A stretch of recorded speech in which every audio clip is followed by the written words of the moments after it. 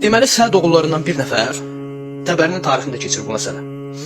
Abdurrahman vasitəsilə rəvayət olunur.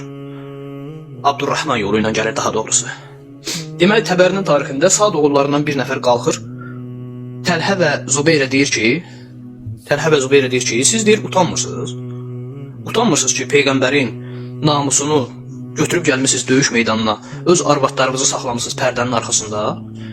Peyğəmbərin namusu sənin namusundan aşağıdır ki, öz namusunu gizlətmisən, Peyğəmbərin namusunu götürüb gəlmisən bura. Bu söz qiyamətə qədər bəsdir özlərinə. Yəni sən özünü qeyrətli sayırsan, qeyrətli sahabə sayırsan. Aleyküm salam arkadaşlar.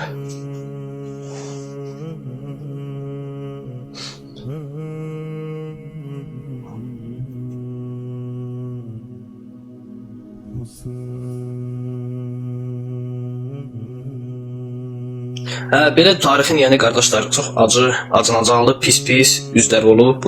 Təəssüf ki, bu üzləri bizdən gizlədirlər qardaşlar. İnşallah bir gün Cəməl Zəngi haqqında ətraflı şəkildə söhbət edəcəm.